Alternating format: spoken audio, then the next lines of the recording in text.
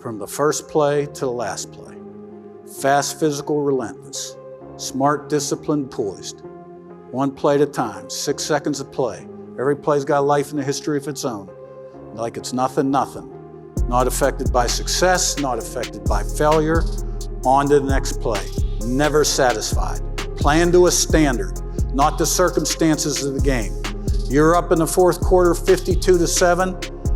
Okay, it's not okay to let up because of the circumstances of the game, because you're playing to a standard. Habits. First you form your habits, then your habits form you. And you have in life freedom of choice, but not freedom of consequence, right? And with every action's an equal and opposite reaction. You let up in the fourth quarter when you're up 52-7, it's going to lead to something that you're not going to like as the coach. Standards. Welcome to Inside the Headset, presented by CoachComm. Each episode pulls back the curtain on the coaching profession, spotlighting voices from every level of the game and offering lessons and insights for your own path. But first, a word from CoachComm. When the game's on the line, your play call can mean the difference between winning and losing. Don't let poor communication cost you the game. For 35 years, CoachComm has been the trusted leader in coaching communication, delivering solutions with unmatched sound quality, performance, and durability. That's why thousands of coaches in high schools across the country trust CoachComm. You put in the hours to prepare. Make sure your communication delivers when it counts. CoachComm, giving coaches the ultimate competitive edge. Visit CoachComm.com to learn more. Follow Inside the Headset on your favorite podcast platform and subscribe to our YouTube channel for exclusive content. If you enjoyed this episode, please give it a like and leave a review. It really helps others discover the show. We drop new episodes each week, so hit that follow button and never miss a moment. Now, let's get inside the headset.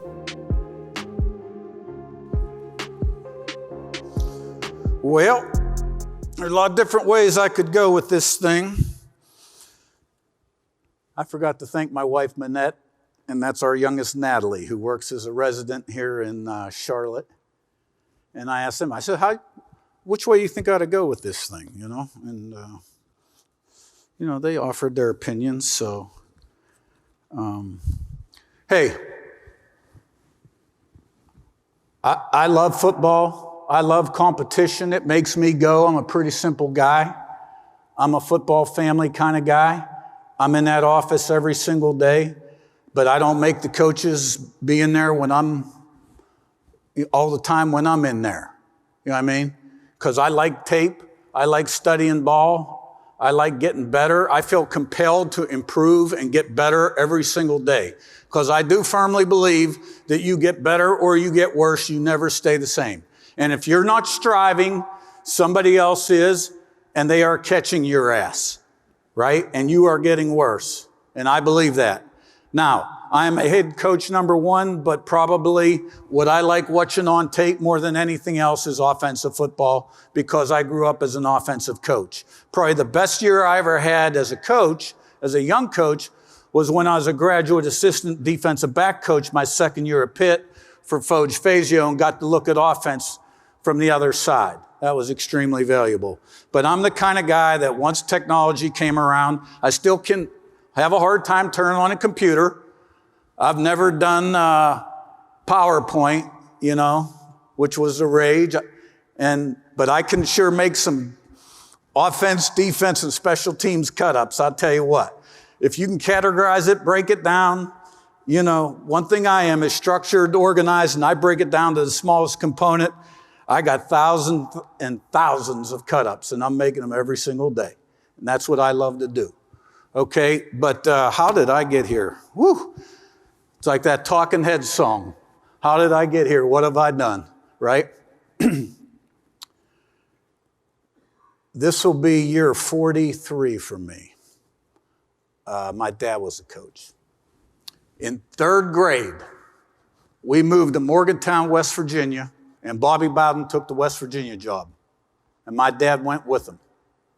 And somehow, some way, I ended up being the kid that got to be on the sideline and in the locker room at halftime when Coach Bowden would address the team. And I knew in third grade that I wanted to coach. I knew right then and there. I was the oldest of four. My younger brother has been a coach for quite a while. And there was nothing else I really wanted to do.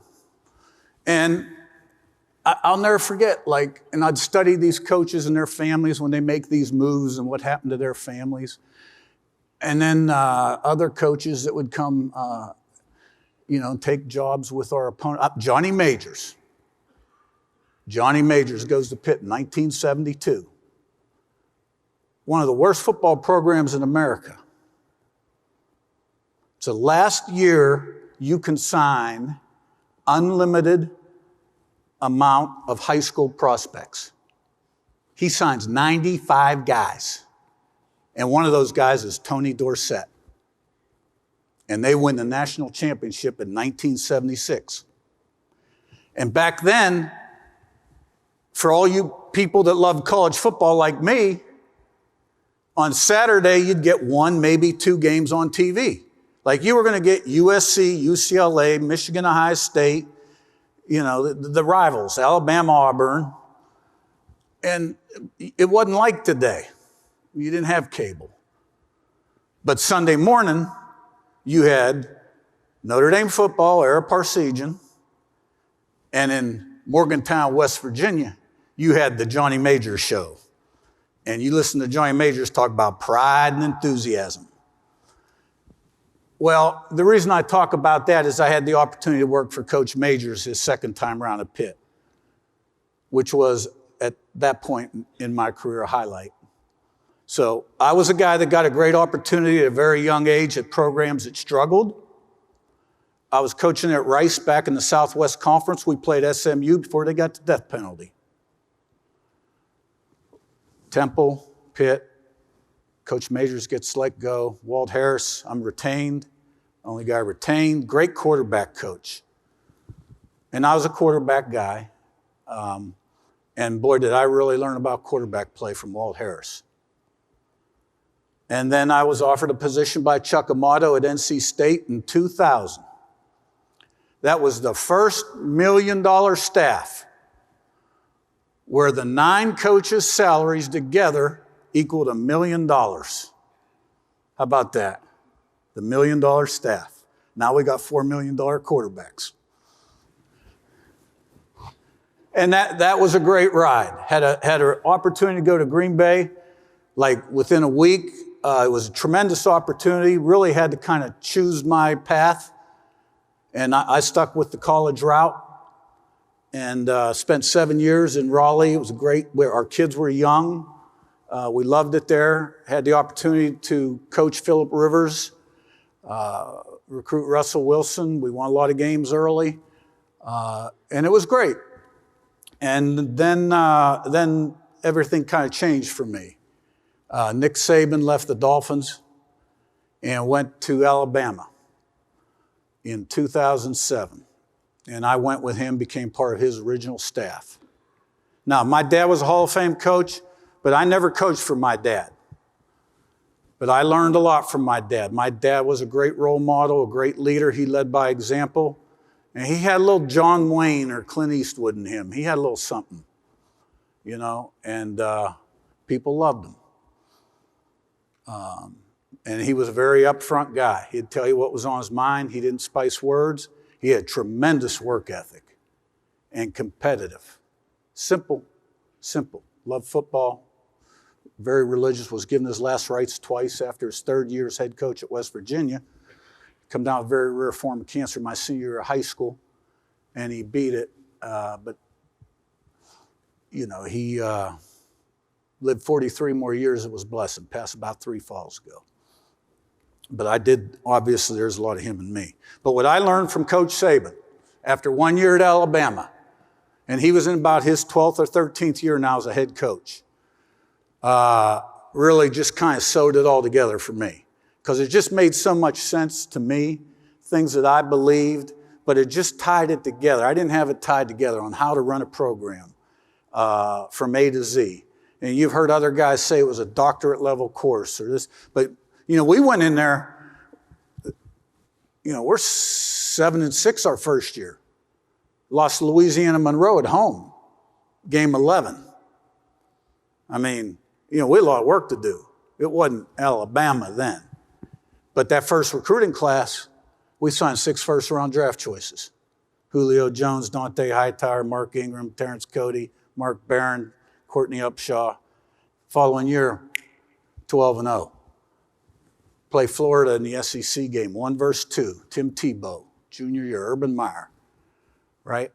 We're taking it to them. We got the lead going into the 4th quarter. It's a great game. One of the greatest environments I've ever been in, the SEC championship game in Atlanta at that time.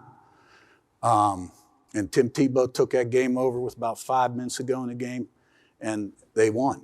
And it was a great football game. But the next year, it was Alabama and Florida again, 1 versus 2. Same cast of characters. And we kicked their ass up and down the field, and that was, we won that game. And we played in the national championship in Pasadena and beat Texas.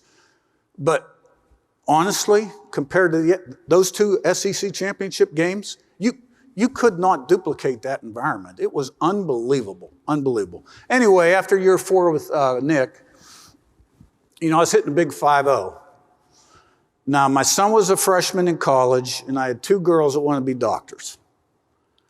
And, I was a guy that was always sort of the number 2 on offense.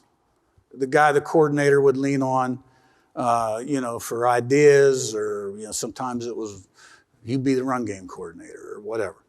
I really wanted to be a head coach. That's all I ever wanted to do. I'd studied them, studied the head coaches, studied the assistant coaches, their families, what happens to families when a guy moves 5 times in 10 years, or what happens to his career when he hits 52 and he's not a line coach or a coordinator. And I bet on myself. Big time. In a very unorthodox, unusual, not a move I would recommend to the faint of heart. I left a cushy assistant coaching job at Alabama, making over $300,000, and took a Division II head coaching job in Pennsylvania, Indiana University of Pennsylvania, a place that had been 4-10 in the league the previous 2 years. It was a place my dad had built up, but in the meantime, 5 or 6 years since, the whole state system had unionized, the budget was about 25% of what it was, and la-di-da-di-da, right? They weren't very good, okay? I didn't even tell him I was involved because I knew what he would say. I didn't tell him until the night before when I called him and said, look, I'm going to be announced as next head coach. But look, I went from $300,000 to $120,000 with 2 girls that wanted to be doctors, 340 students, and my wife's got looking at me like, what? What are you doing? And I woke up many a morning like, what did I do? What did I do? My family's still in Tuscaloosa. We can't sell our house. The tornado hits Tuscaloosa. Natalie's at her friends. It goes right through the house. Thankfully, they're in the basement under this big table. And they can see all this stuff through the windows flying. Okay? Well, now, the one positive about the whole deal was my wife was born there, number 9 of 10 kids, and my mom and dad were still living there. So there was a family element involved. We got better. We won 7 our first game, 6 of our last 7 by about 30 a game. We were kicking ass at the end of the season. Next year, we're 12-1. Okay, we go to the semis. I didn't work enough on special teams still as a young head coach. Lost a game because of an onside kick. But anyway, we got real good there at IUP. I had 2 teams I thought could win a national championship. I was sort of set. I'd been there 6 years. It was a different kind of lifestyle. And my agent calls me, and says, look, go down there and talk to Elon, would you? And I'm like, Elon? I don't want to talk to Elon. Like, I've been at NC State 7 years. I recruited out that way. I'd talked to them before about that job. There was nothing there. Just go talk to them. So I'm like, okay. So I'm on this plane. I'm like, what am I doing? Why am I doing this? Well, I get there, and that whole place has changed. It's been 5 or 6 years since I've been there. I mean, they've built all these facilities on campus, athletic facilities. It's like a country club. Student population's gone from 3 to 7,000. And I mean, it is nice. And the salary's 3 times more than what I'm making. And I got to get these girls in med school. So I took the job. Now, they were like 8-45 before I went in there, playing in the Colonial Athletic Association, which at that time, them in the Missouri Valley were 2 toughest FCS or 1AA programs in the country. And there was no transfer portal. And I can tell you this, that the administration was on the left, we were on the right, and they would walk in my office and they would giggle about how small we are. This is in the preseason, before spring ball, or wait till you see New Hampshire. Oh, this and that. Well, we had a hungry group of guys and we had some talent, And by year 6 or 7, I kind of knew what I was doing and had won a lot of games. And plus, like, I guess I'd bet on myself there too, because they hadn't won at all. Like, I had to get it done. And we go up to Toledo in the opener. They win the MAC that year. We played hard. I liked the way we played. Came back. I thought we had a shot. We go down to Furman. We jump up 21-3 right off the bat. They come roaring back. They got a 10-point lead in the 4th quarter. We come back, tie it. We kick the winning field goal with 2 seconds to go in the game. We go on an 8-game winning streak. I'm telling you, every game went down to the final play. It was unbelievable. You couldn't make it up. It was the stuff of movies. We're 8-1 at this place that nobody believes can win. Coach, they won't go to the games. Yeah. By the 3rd home game, you couldn't get in. You couldn't get in. Right? Now, does this sound familiar a little bit? Couldn't get in.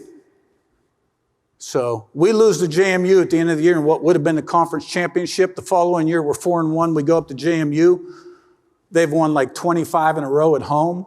We beat them. Somehow we're 38-point underdogs. I don't know how, because we were damn good.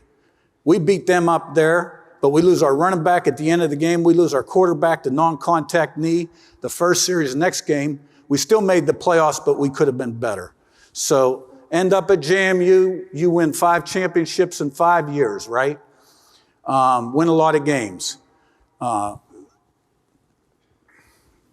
Move up to the Sun Belt in 22 and 23, but ineligible to play for the title. Win the East both years. 5 championships in 5 years.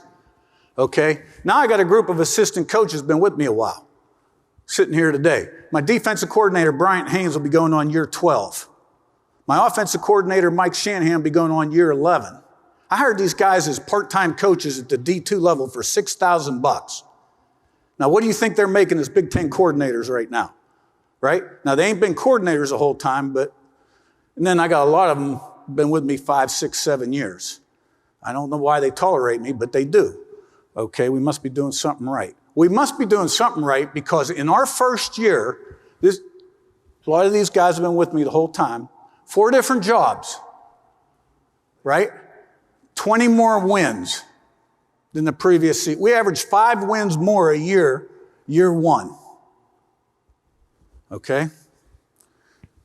So I'm at JMU. I'm good. It's close to Morgantown where I grew up. They've given me pretty much a lifetime contract, and I like it there. Indiana opens up on a Sunday around 2 o'clock. I knew Indiana. First of all, I'm a college football fan since 3rd grade, right? I mean, I love college football. And I knew when they had their good years, their bad years. I didn't realize they had lost more games in history than in any other college football, FBS football team. I also didn't realize they had the 2nd largest alumni base in America next to Texas. And I'd played there twice, 1987 at Rice and 2000 at NC State. And I thought the campus was really nice, and I just sort of had a good feeling about Indiana. But I didn't have a good feeling when my agent didn't recommend Indiana very high at all. Okay, and so about 5 o'clock that night, they'd made a change at 2 o'clock. I'm on the phone with the athletic director. We talked quite a long time. And I really felt in my heart like they were wanting to get this thing going and make a commitment. Because we all do know that no matter how good a coach you are sitting there right now, that if you don't have the commitment from the top, right, it ain't gonna happen. It ain't gonna happen. It may happen for a few games. Maybe you get lucky 1 year, but it's not gonna happen long term. Next day I was on with the athletic director and Pam Witten, the school president, who loves football. There was no doubt in my mind they wanted to get football going. You had to get football going. 90% of athletic revenue across the country comes from football.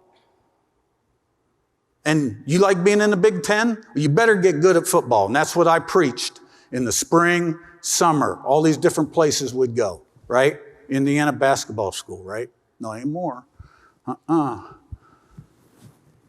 So this was a fast process. They made a change on a Sunday. I accepted the job Wednesday night. I was laying in bed with my wife, Minette. We were laying there, and I said to her, you know, I don't think I'm going to take this job, because I felt like the call was coming and they were going to offer it to me. I said, I think I'm just going to stay here. And the phone rings. It's Scott Dolson. He says, congratulations. You're the new head coach at Indiana. I said, great. Hung up. My wife says, you should have seen your face when you got off that phone. Like, what have I done?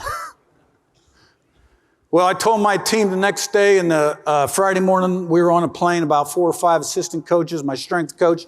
We get there, okay? Now, this is when that story begins. So we get to Bloomington. It's a rainy day. Get there, pull up the football building. They got this Hoosiers banner on the side of the stadium. It looks like it was put up there in 1950. You know, I mean, we are crimson and cream, right? We're crimson, like Alabama. And this Hoosier sign looks like it's pink. It's been up there so long, you know what I mean? It's long. It goes from one end of the stadium to the other. So walk inside. Okay, got to get on the elevator, and this elevator rug, man, we get in there, and it is dirty, and it's old, and I'm like, to the AD, I'm like, what the hell is this? And then we get up to the offices, right? And it's like walking into 1970. I'm like, you got to be kidding me. And you got to understand, we had nice stuff at JMU. We had nice stuff at Elon. And we're used to winning, right? So I go in my office, and this is a nice big office, but the desk I wasn't real fond of, and he heard about that too. Okay, and then I got to have my first team meeting, and we got like 8 or 9 guys not at the team meeting. Got nobody checking roll to see who's there and who isn't. Everybody, they're all slumped down in their chair like this. Man, am I livid by that point. Now I got to go up to Indianapolis, right? Talk to the Big Ten channel. Because we got 2 universes colliding right now. We got win a championship every year, and we got this doom, gloom, can't get done, impossible, 2 worlds colliding, and I wasn't going to lower my expectation levels. That wasn't how it was going to go down. So we go up to Indianapolis. All right, the guys call me halfway up there, said, Coach, we went downstairs, they got a bunch of new stuff, it's really nice. Players' locker room, weight room, nutrition area, training table, all that stuff. I'm like, whew, thank God. Okay, we get in there, I'm talking to the 3 talking heads from the Big Ten. They're nice, very nice. But you could just tell, they're looking at you like, man, you got an impossible job. And, so finally at the end I say, well, it's a good thing I came up here and did this interview, because we're going to be back playing this game next year. And they thought I was crazy, but we usually did play in the championship game. All right? So a few more things, then we have the basketball game that night, right? By that time, I'm livid. Now, and I have felt just this doom, gloom, hopelessness, right, around the athletic facility. So 17,000 people, basketball game. I got to walk out there, say hello. I'm the new sucker here. No, that's not how it went down. And some of you guys know how it went down, right? So here's what I can tell you. We had 10 offensive starters in the transfer portal day one. We lost about 8 on defense from the previous season that were seniors, and 2 of the returners were in the transfer portal. So I'm hiring a staff, interviewing the old staff, looking for portal guys, interviewing some of the Indiana guys that are still in town that are in the portal. And boy, I could tell right away, I need a lot of new faces. I could tell you that. There was a lot going on. And then all of a sudden, these JMU guys start going in the portal. And see, I never really thought of that because it happened so fast, that these guys may want to come over here. But then it all made sense. You win 5 championships in 5 years. It's a close-knit group, right? They're really good players. They're all conference players. I mean, a lot of you guys know the difference between a really good G5 player and a P4 player really isn't, I mean, we have 3 G5 guys from JMU make All-American this year. Boundary corner, Mike linebacker, and DN. Different All-America polls, but they made it. First team. So in 3 weeks, we signed 22 transfers. They were all 2 to 3 year starters. I knew we had flipped the roster right there. There was no doubt in my mind we had flipped the roster. We only had 3 or 4 P4 guys. The rest were G5 guys that had been 3 year starters. But see, production over potential, there's something about that. The guy that can stay on the practice field, the guy that can stay on the game field, the guy that can handle success, the guy that can handle failure, has consistency in performance. He's a good teammate. He buys into a team vision, and he can stay healthy.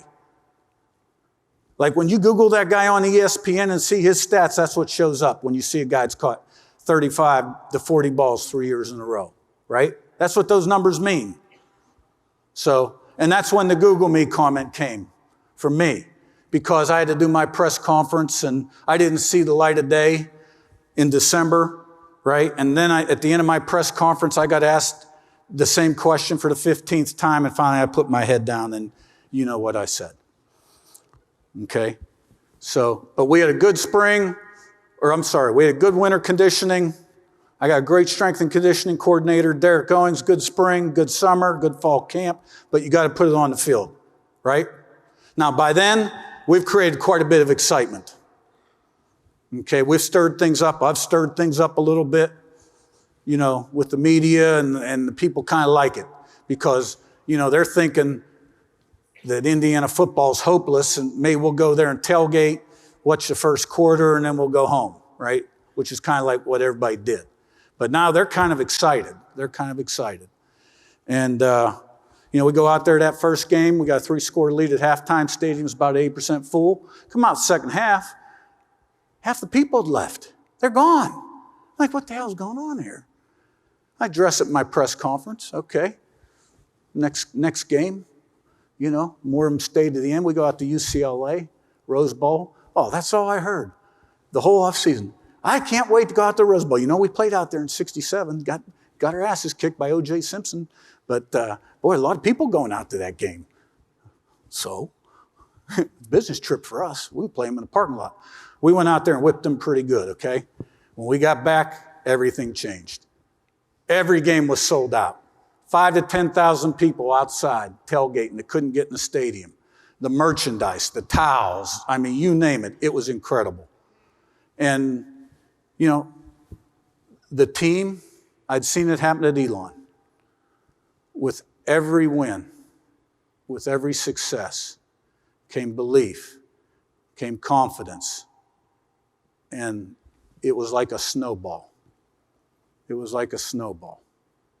And they kept building off those wins, building off those positive performances. And the team just got better and better and better. Now, there were some moments here or there, but by the time, I would say when we beat Michigan to go 10-0, and we went in there with about a 17-point lead at halftime, that team for about 3 straight weeks, from the first play to the last play. Fast, physical, relentless. Smart, disciplined, poised. 1 play at a time, 6 seconds of play. Every play's got a life and a history of its own. Like it's nothing. Not affected by success, not affected by failure. On to the next play. Never satisfied. Playing to a standard, not the circumstances of the game. You're up in the fourth quarter, 52-7. Okay, it's not okay to let up because of the circumstances of the game, because you're playing to a standard. Standard. Habits. First you form your habits, then your habits form you.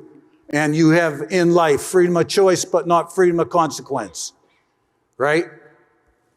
And with every action is an equal and opposite reaction. You let up in the fourth quarter when you're up 52-7, it's going to lead to something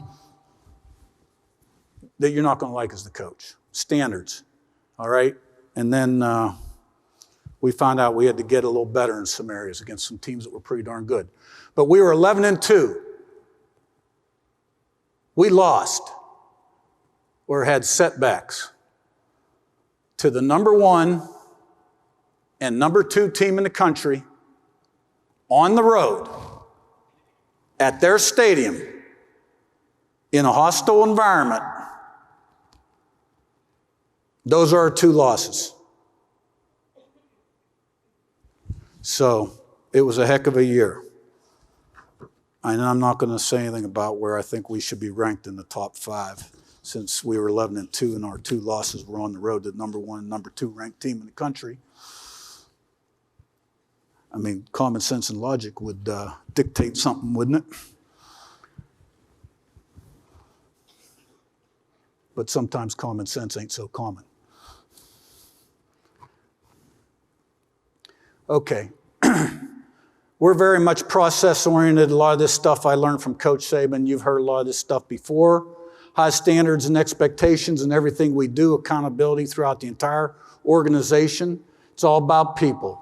The people you hire and the people you recruit. You got to hire and recruit the right kind of people that have a foundation of habits, that understand right from wrong, that have passion, that love football, that want to be great, that want to learn and get better every single day. You got to have those kind of people in your organization. And then you got to create the environment where they can thrive. Now, here's how I operate. I'm usually in the office 2 to 2.5 hours before these guys, organizing and structuring the day so that we're efficient. When I was growing up, I didn't like when people wasted my time. And I don't want to waste the players' time. And I don't want to waste the coach's time. And I don't make the coaches stay at night. Maybe that's why I got guys been with me so long. All right? And we start at 7:30 in the morning like everybody else. And you stay till your work's done. And I'm not checking to see who's there and who isn't. Right? But I can tell you one thing. When we're in that office, it's all business. It is all business. It's organized, preparation. And we're on that practice field. Look, Tuesday, Wednesday, Thursday, hour 35 to an hour 45. Hour 35 to an hour 45. Monday, walkthrough. Friday, shorter walkthrough. I believe in keeping them fresh and healthy. And our players like the way we run the program. We've had a great culture for the last 8 to 10 years downstairs. And you can't put a value on a great culture. Now, winning helps, no doubt. But the right kind of people believing in your process, your blueprint, your plan helps too. And I think, to me, you're trying to find the edge every single day. Every single day, that's what you're trying to do, is find the edge in whatever area. And it might be just your process and how you conduct yourself, right? And that edge may be in a different area every single day. But when I go in the office, the first thing I do is I work on myself a little bit. I know I got my to-do list. I know it's Tuesday, so it's 1st and 10, 2nd 10, Wednesday's 3rd down, okay? And then I craft the message, and it's not long. Believe it or not, I don't talk a lot. And that message is the message they get at 7, and then the players get, so that we're all on the same page. And I can't tell you how important I believe it is that there is alignment in your organization and organizational discipline.